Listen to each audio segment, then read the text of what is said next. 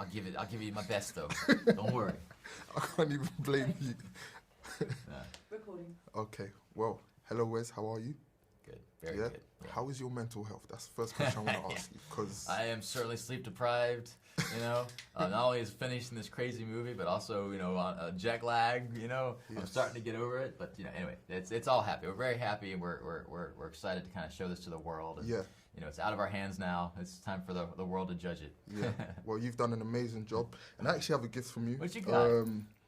So Africa has the most population of apes. Yes, interesting. And I recently went to Africa. Yeah. And this is for you. Fantastic. So I appreciate that. yeah, That's fantastic. that's okay. Yeah, where'd you go in Africa? I went to Ghana. Oh, yeah, Ghana, to see my family. fantastic. Yeah, so when you get the chance, you should. I lived definitely in South go there. Africa for about 9 months or so. Wow, how was that? The last movie. It was fantastic. Yeah? And I got to do a little safari up there. Yeah. But I wanted to go further. I wanted to go to like Botswana, and Ghana would have been awesome, but yeah, maybe next time. Maybe next time. Yeah. I hope you take some appreciate it. time Thank you, off. sir. That's all right. Well, I have a question for you, and it's to do with the relationships within Kingdom of the Planet of the Apes. The apes have very complex personalities, and it's well developed. How do you think people would look at this film and learn a lesson? What kind of lesson do you think they'll learn from it? That's a good point. I mean, I think these movies operate in that space of, they're apes, but we see ourselves in them, And I think a lot of credit goes to the actors who really just devoted themselves to their characters and their roles and approached it with like a sense of humility and just real love for the story and the characters of these guys. And hopefully created characters that are timeless, that sort of, speak to maybe some of the issues that we have in the world today, you know what I mean?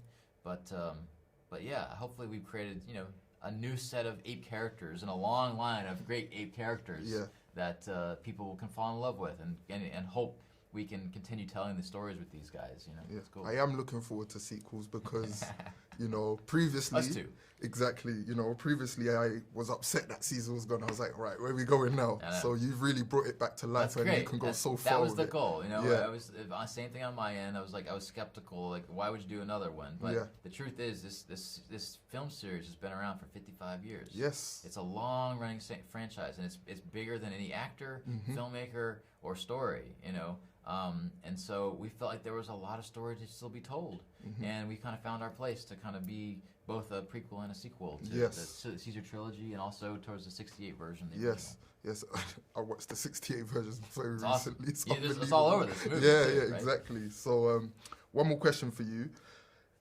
Which character do you think resonates with you, and why? Probably Noah, I think, for me. Because I grew up in a very small town, and having to set out into the unknown world of Hollywood, and this big giant city, and just that I'm drawn to characters who are kind of, I guess, young and sort of, innocent in a way. Yeah. And he goes off on this incredible journey of self-discovery, and he does it with courage. Yeah. And he's the kind of character that I look up to, I guess. And in a way that I do with Caesar too. He's not a Caesar character, but he, I think, embodies a lot of the similar traits of Caesar.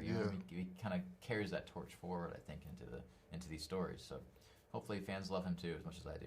Amazing. And lastly, what advice would you give to upcoming directors? Okay, here's a little advice I always give people. Especially newer, younger filmmakers who are interested in this stuff. You're gonna have 10 failures before your first success. So get those 10 failures out of the way as quick as possible. Yeah. I've seen too many people spend all their time on one idea forever, getting it perfect, and there is something that happens. I have this myself. Every movie you learn something on, and so to take that into the next and the next and the next. If they can get through those 10 failures, they're going to have success by the end of the movie, And so, focus on great story, great characters. Don't worry about the technology, because a crappy movie, can exist with a great camera, or a great movie can exist with a poor camera. So focus on those things, and they'll do great. Church, thank you. Yeah.